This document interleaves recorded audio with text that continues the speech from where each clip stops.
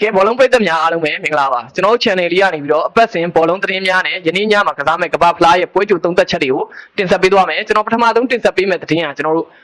မော်ရိုကိုနဲ့ PSG ရဲ့ဘယ်နောက်ခံကစားသမားဟာကီမီရဲ့သတင်းလေးပဲဖြစ်ပါတယ်မော်ရိုကိုအသင်းရဲ့အားထားရတဲ့အသင်းကောင်းဆောင်ဟာကီမီတယောက်ကတော့ကျွန်တော်မဒိမှုဆွဲချက်နဲ့တရားရင်ဆိုင်ရတော့မယ်လို့တရားလိုရှိနေကြအတည်ပြုလိုက်ပါတယ်ကျွန်တော်ဖြစ်စဉ်ကတော့ပြီးခဲ့တဲ့2023ခုနှစ်ကပါရီမြို့မှာရှိတဲ့သူ့ရဲ့နေအိမ်မှာကျွန်တော်အသက်24နှစ်အရွယ်အမျိုးသမီးတဦးကိုမဒိန်ကျင့်ခဲ့တယ်ဆိုပြီးတော့ကျွန်တော်တရားစွဲဆိုခံရတာပါပါရီအစိုးရရှိနေရုံကကနဦးစုံစမ်းစစ်ဆေးမှု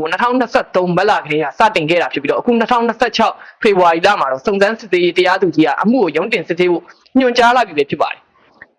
29နှစ်ရှိပြီဖြစ်တဲ့ကစားသမားဟာကီမီဘက်ကတော့ဒီတရားရင်ဆိုင်မှုကျွန်တော်တို့ပယ်ပြတ်ပေးဖို့အယူခံဝင်ခဲ့ပါသေးတယ်ဒါပေမဲ့လည်းမအောင်မြင်ခဲ့ပါဘူးသူကတော့သူ့ရဲ့လူမှုကွန်ရက်ကနေတစ်ဆင့်ဒီဆွဆွဲချက်တွေကိုကျွန်တော်လုံးဝညှင်းဆန်ထားပြီးတော့အပြစ်မရှိကြောင်းကိုလည်းကျွန်တော်ရှင်းလင်းထားပါတယ်လောလောဆယ်မှာတော့ကျွန်တော်ရုံးတင်စစ်ဆေးမဲ့ရက်ကိုအတိအကျမတတ်အမှတ်သေးဘူးလို့လည်းကျွန်တော်တို့သိရပါတယ်ပေါ့နော်ကဲဆက်လက်ပြီးတော့ကမ္ဘာဖလားပြိုင်ပွဲရဲ့အုပ်စု E နဲ့ F ကကျွန်တော်စိတ်လှုပ်ရှားစရာပွဲကြိုသုံးသက်ချက်တွေကြည့်လိုက်ရအောင်ဒီနေ့ဇွန်လ20ရက်နေ့မှာကစားရမယ့်ပွဲစဉ်တွေကအများကြီးပဲရှိတယ်ပထမဆုံးတင်ဆက်ပေးတဲ့ပွဲစဉ်ကတော့ကျွန်တော်နယ်သာလန်နဲ့စီရင်နဲ့ပွဲစဉ်လေးပဲဖြစ်ပါတယ်ဂျပန်ကိုတေချာထားတဲ့နယ်သာလန်အတွက်တော့ဒါဟာတကယ်ကို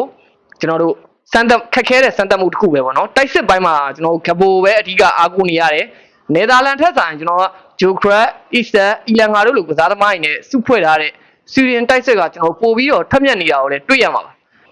ကျန်တဲ့နေရာတွေမှာကျွန်တော်နယ်သာလန်ပူကောင်းတယ်ဆိုပေမဲ့လည်းတိတ်တော့မကွာလာပါနယ်သာလန်အနေနဲ့ဒီအုပ်စုမှာကျွန်တော်ဒုတိယပဲရရင်32သင်းအဆင့်မှာအုပ်စုစီကပထမရလာမယ်ကျွန်တော်ဘရာဇီးနဲ့တွေ့ဖို့ရှိနေတာကိုကျွန်တော်သိထားရမယ်ဒါမဲ့လည်းဒီပွဲမှာကျွန်တော်နယ်သာလန်အသင်းပဲအနိုင်ကစားသွားဖို့အခွင့်အရေးပိုများပါတယ်ကျွန်တော်ကတော့ဒီပွဲမှာနယ်သာလန်နဲ့ပဲဆွန်သားခြင်းနောက်တစ်ပွဲစဉ်လေးတော့ကျွန်တော်ဂျာမနီနဲ့အိုင်ဗရီကိုတို့ရဲ့ပွဲစဉ်လေးပဲဖြစ်ပါတယ်ဒီပွဲကိုဒီည2နာရီပွဲမှာကစားမှာဖြစ်ပါတယ်ဂျာမနီကကျွန်တော်အဖွင့်ပွဲမှာကူရာဆိုးကို9ဂိုးပြတ်နဲ့တွင်းခဲ့ပေမဲ့ဒါဟာအသင်းငယ်မူလားဆိုတာကိုတော့စောင့်ကြည့်ရအောင်ပါ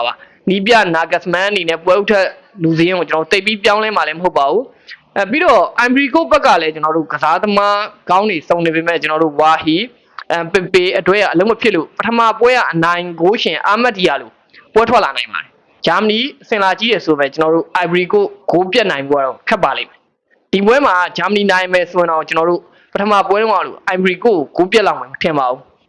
ကျွန်တော်ပြောချင်တာကတော့ကူရာဆောကိုနိုင်တယ်လို့မျိုးအိုင်ဗရီကိုဂိုးပြတ်လောက်မှတော့ကျွန်တော်မထင်ပါဘူးနောက်တစ်ပွဲကကျွန်တော်တို့အီကွေဒေါနဲ့ကူရာဆောပွဲမှာတော့ကျွန်တော်အီကွေဒေါကအဖွင့်ပွဲမှာနောက်ကျဂိုးနဲ့ရှုံးနေထားလို့ဒီပွဲကိုကျွန်တော်မဖြစ်မနေနိုင်မှရအောင်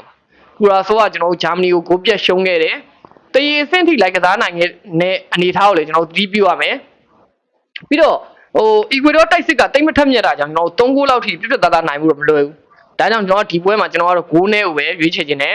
ဂိုးအောက်ကိုပဲဆွန်သားခြင်းနဲ့ကျွန်တော်နောက်တစ်ပွဲကတူနီးရှားနဲ့ဂျပန်နဲ့ပွဲစဉ်ဒီပွဲတော့နောက်နေ့မနက်10:00နာရီပွဲမှာကစားမှာဖြစ်တယ်နောက်ဆုံးပွဲကတော့တူနီးရှားနဲ့ဂျပန်ပွဲစဉ်မှာတူနီးရှားကတော့ကျွန်တော်ပထမပွဲမှာဂိုးပြတ်ရှုံးပြီးတဲ့ကနီးပြလာမူချီကိုထုတ်ပယ်ပြီးတော့ပြင်သစ်နိုင်ငံသားနီးပြတစ်ဟွန်းနဲ့အစားထိုးလက်မှုတိုက်ပြင်ဆင်ထားတယ်ဒါပေမဲ့အချိန်တိုအတွင်းမှာအပြောင်းလဲကြီးကြီးမားမားကြီးလုံးနိုင်မှုခက်ခဲပါတယ်ဂျပန်အသင်းကတော့အခုလက်ရှိမှာကျွန်တော်ကမ္ဘာထိပ်တန်းအသင်းတွေကိုတောင်သူတင်ကိုယ်တင်ရှင်ကစားနိုင်တဲ့အဆင့်ကိုရောက်နေပြီဒါကြောင့်ဒီပွဲကကျွန်တော်ဂျပန်အသင်းအနိုင်သေးကြတဲ့လောက်ရှိနေတဲ့ပွဲလို့သုံးသပ်ချင်ပါတယ်ဒါကြောင့်ဒီပွဲမှာကျွန်တော်ကတော့ဂျပန်ကိုပဲရွေးချယ်ချင်ပါတယ်ဒါကြောင့်အခုကျွန်တော်ရွေးချယ်ခဲ့တဲ့အသင်းတွေကကျွန်တော်ရဲ့အမြင်ကျွန်တော်ရဲ့ခံမှန်းချက်သာဖြစ်တယ်အကြိုက်တူမှာရွေးချယ်ဖို့လဲကြိုပြီးတော့အတိပေးထားပါတယ်ကျွန်တော်ပရိသတ်ကြီးရဲ့ခံမှန်းမှုတွေရောဘယ်လိုလဲဒီနေ့ညမှာဘယ်အသင်းတွေနိုင်သွားမလဲဆိုတာ comment မှာခံမှန်းပေးခဲ့ကြပါဦးအားလုံးကိုကျေးဇူးတင်ပါတယ်